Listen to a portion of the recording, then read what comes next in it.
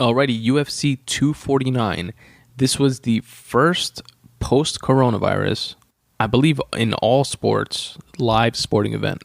Definitely the first UFC after the coronavirus. So it was a bit weird because there was no crowd, for starters, and you can hear everything.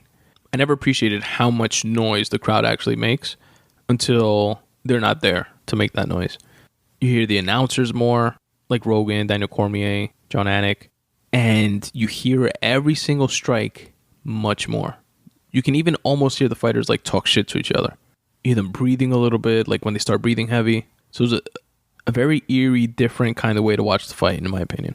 I also noticed that there weren't any walkouts, or at least they didn't like televise the walkouts the way they normally do. But I think that was just before the main card, because then I did see the walkouts for like Gaethje and Ferguson, and I believe Ngannou and Rosenstrike, etc. But anyway, those were the things that I found weird. But besides that, definitely hype to see or to watch a UFC event again after a couple months of not seeing any. And I'm sure those of you that are fans definitely appreciate that as well. So the first fight that I paid attention to was my boy Thug Nasty, Bryce Mitchell versus Charles Rosa. I know Bryce from watching The Ultimate Fighter, and as well as a couple interviews that I saw him on, memorably on Theo Von's This Past Weekend podcast. And he just has like a dope personality. He's like a down south guy. I think he's from Arkansas, so he has that like southern twang. Like he's definitely hunted and eaten squirrel and shit. Tells a story about choking out a fucking deer. It's a dope episode. You guys should check it out. But anyway, he's known more for his striking. Charles Rosa was is a black belt in Brazilian Jiu-Jitsu and was the presumptive better grappler of the two. What was dope to see about this fight is that Thug Nasty actually took the fight to the ground and completely dominated. The entire fight was mostly on the ground. Bryce clearly dominated and won in a decision. The only other thing I want to say about that is, yo, Reebok, get my boy his camel shorts already. What the fuck are you guys waiting on? Then the very next fight between Vicente Luque and Nico Price was back and forth striking action. Back and forth, back and forth. And again, you could hear every fucking strike, so it was heightened even more. Price got noticeably wobbled a couple times, but he fought his way through it. And it was like one of those fights where you're like, fuck, Price is going to be wobbled, fight his way through, and then wind up knocking out Luque. But then Luque knocked Price down after wobbling him a few times with like a perfect textbook left hook. And I'm not sure if that like cut Nico or if he was just like dazed from it, but the ref called the doctor in, I believe, or maybe it was between rounds at that point when the doctor looked at Nico Price, and then the doctor gave the ref some feedback, and then based on that feedback, the ref decided to stop the fight and call it a TKO victory for Vicente Luque. Carla Esparza beat my homegirl Michelle Karate Hottie Watterson in a 3-round decision, but honestly it was a bit of a snooze fest for me, at least. So I don't have much else on that. I also didn't pay much attention to the Olenek and Verdum fight, but Olenek won in a 3-round decision. Then the next fight that I was excited about was Anthony Showtime Pettis versus Donald Cowboy Cerrone. Now, this fight was similar to the Luque and Price fight in that it was dope back and forth striking battle, but it was like a higher level striking, two absolute veterans with Muay Thai, kickboxing, Taekwondo styles all mixed together. Definitely makes for a dope striking match. I thought this was a pretty close fight. I thought it was close. Just, not looking at scoring, not looking at anything like that, just like watching the fight, it looked really close. It was back and forth striking, like I said. Cowboy had a couple takedowns, but Pettis seemed like the stronger one. Like he was causing more damage with the striking, even though the striking was going back and forth. Cowboy hit him with like a shin to the face, and he just ate it. I honestly thought it could have gone either way because of those takedowns and because the striking was so close. Then there was one point in the third, I want to say, where Cowboy definitely got poked in the eye, but it was like on the opposite side of where the ref was, so the ref didn't see it. Cowboy called it. Pettis kept striking, as he technically should, because the ref didn't like call a stop to it, and he himself was saying that Pettis was saying that was definitely not a poke, but then the instant replay definitely showed that it was a poke. So I don't think it was like malice on Pettis's part, like he just really didn't think it was a poke. But still, Cowboy like fought through that. They continued fighting, and Pettis wound up getting a unanimous decision, which again, to me, just watching the fight, it seemed like a much closer fight than that. So maybe a split decision victory either way is what I was expecting. But Pettis wound up getting the unanimous decision, which I was a bit surprised about. Still, dope fight. Greg Hardy versus Yorgan De Castro. Greg Hardy looked better than he has in previous fights. I think this is like his second or third fight in the UFC. And each time we see him, he seems to be getting a bit better. He's an ex-NFL player. Seems to be, getting his groove a little bit. But, still wasn't like too memorable of a fight for me, in my opinion. But Greg Hardy won in a 3-round decision. The next fight was pretty dope. Calvin Kattar versus Jeremy Stephens.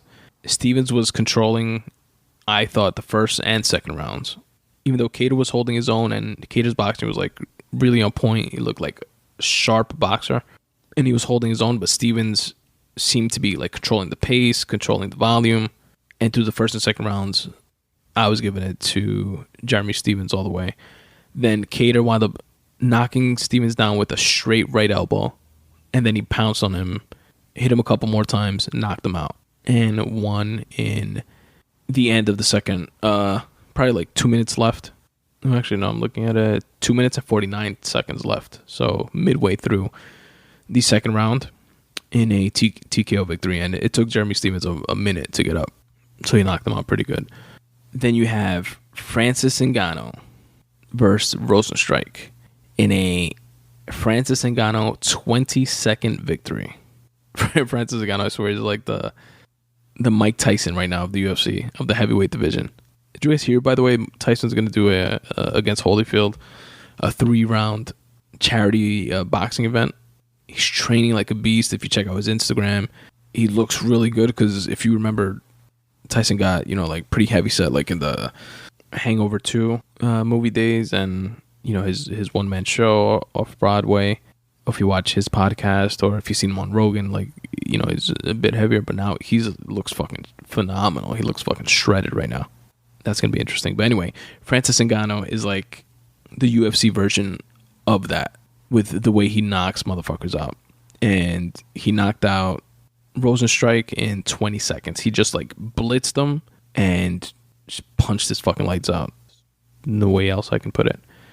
When Ngannou has a chance for the title, when he wins the title, because I don't see anybody like beating him, like I feel like he's going to be like a champ for a while. For a long fucking while. But we'll see.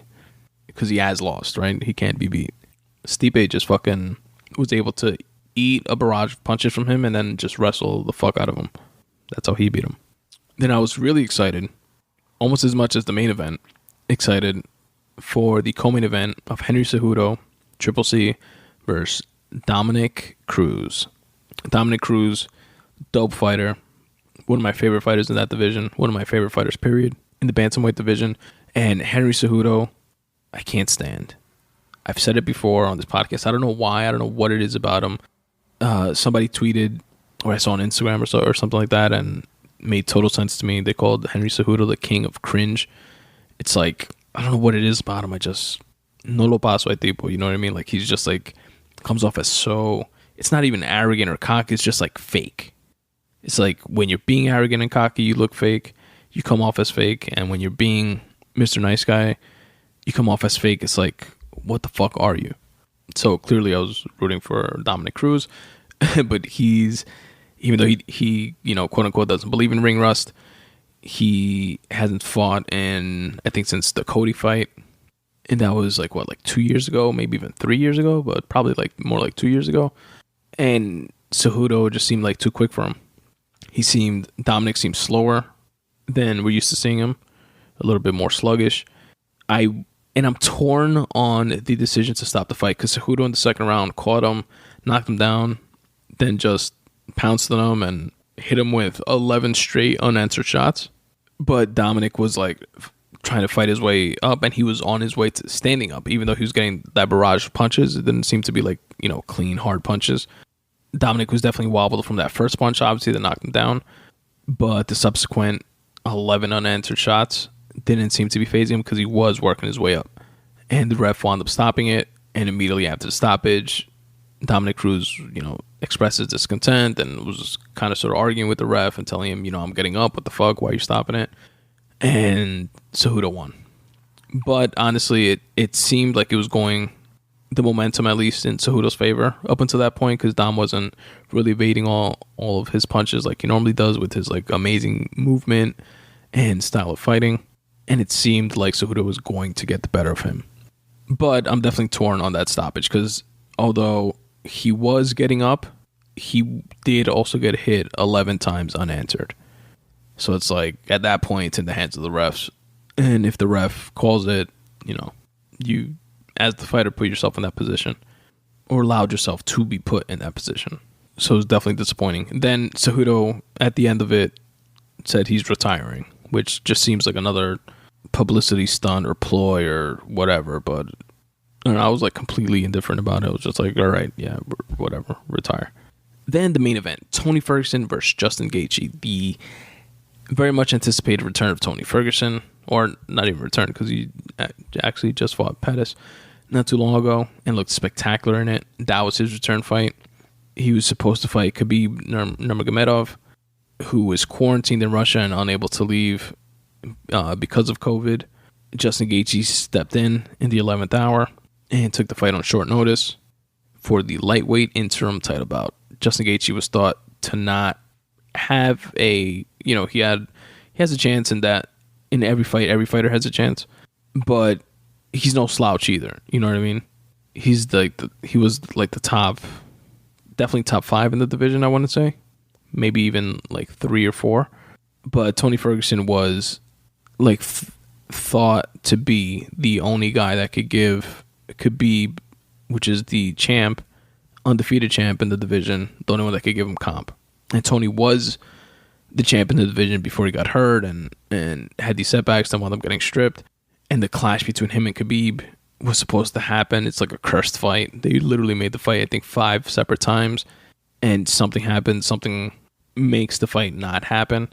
And it was like Khabib, getting sick and being hospitalized, and Tony, slipping on the fucking cable and having to have knee surgery while they're doing like the press conferences for one of their fights, and shit like that happened 5 times total.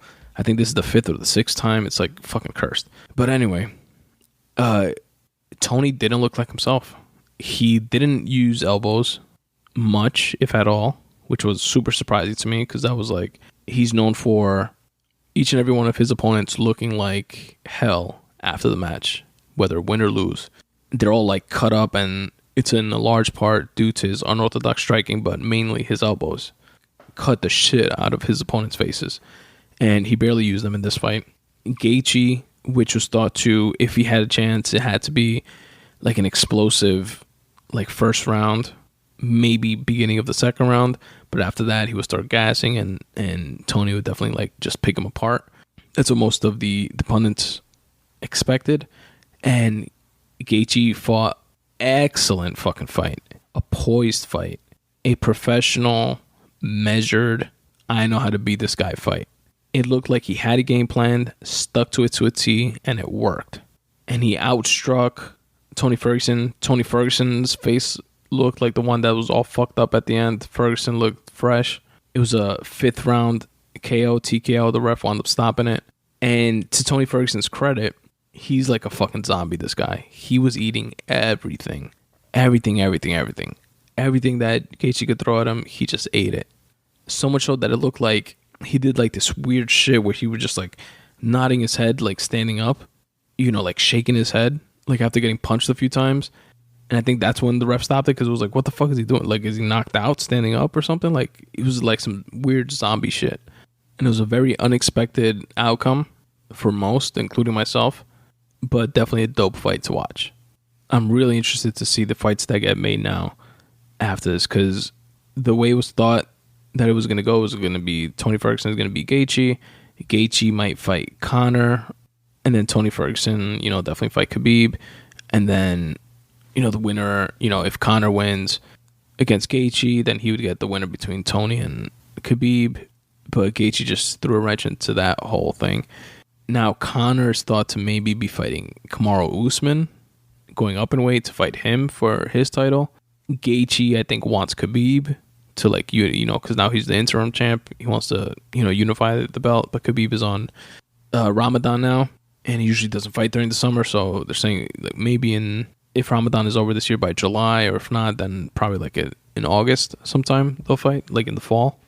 Tony Ferguson is going to get right back into it, I'm sure, and be in the mix again sooner than later. So definitely interesting shit that's happening now within that division.